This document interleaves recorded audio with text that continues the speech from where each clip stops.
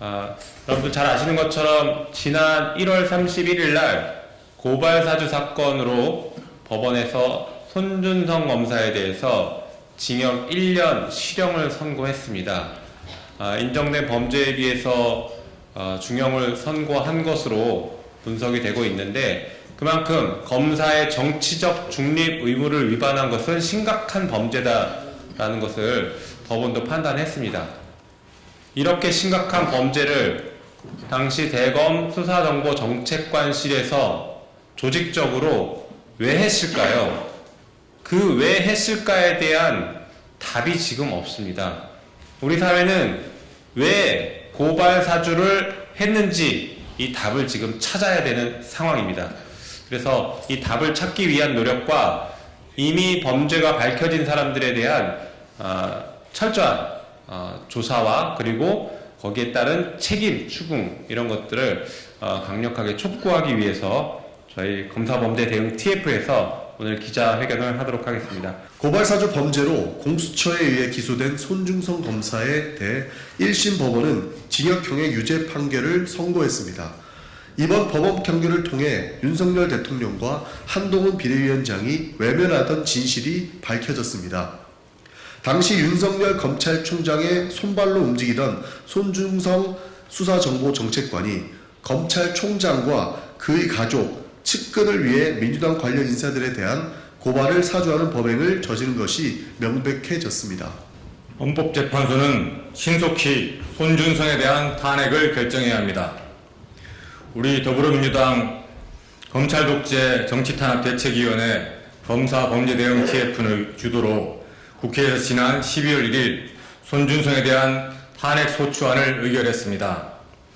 한편 법원은 손준성의 고발사주 범행이 검사가 지켜야 할 핵심 가치인 정치적 중립을 정면으로 위반하여 검찰권을 남용한 범죄로서 유죄임을 확인하였습니다. 이제 헌법재판소가 답할 차례입니다. 헌법재판소법에 따르면 헌법재판소는 사건 접수일로부터 180일 안에 최종 결정을 해야 합니다. 우리 민주당 검사범죄대응 TF는 헌법재판소에 헌법재판소법이 정한 그 기간이 경과하기 전에 조속히 인용 결정을 내릴 것을 촉구합니다. 고발사주 범행의 수혜자이자 책임자 윤석열 대통령과 한동훈 비대위원장의 책임을 묻는 재기수사를 해야 합니다. 또한 특검도 검토해야 합니다.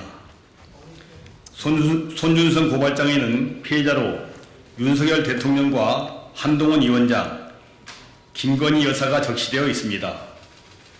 윤석열 대통령은 2021년 9월 대권 주자 시절 고발사주 범행을 가리켜서 조작과 선동이라며 괴문서를 가지고 국민들을 혼동에 빠뜨리고 있다고 말했습니다.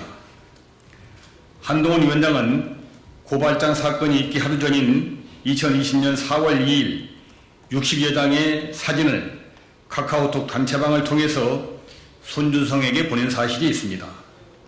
또한 재판 중인 손준성 검사를 검사장으로 승진시키기까지 했습니다. 고발사주 사건의 진실이 하나둘 밝혀지고 있습니다. 이제 고발사주 사건의 배우가 누구였는지, 누가 진짜 몸통인지 수사를 통해서 밝혀야 합니다. 이번 법원의 판결로 인해서 고발사주의 범죄의 실상이 명백하게 밝혀졌습니다. 손준성만이 아니라 그 윗선인 윤석열 대통령, 한동훈 위원장, 그리고 그 수하 정치검사들의 가담은 합리적 의심의 수준을 이미 넘어섰습니다. 우리 민주당 검사범죄대응 TF는 이들의 명백한 법적 책임을 묻는 것이 법치주의의 예외를 용납하지 않는 길이자 민주주의를 삿된 수단으로 뒤집고도 오리발을 내미는 범죄자들을 단죄하는 민주주의 수호의 길임을 분명히 합니다. 2024년 2월 6일 더불어민주당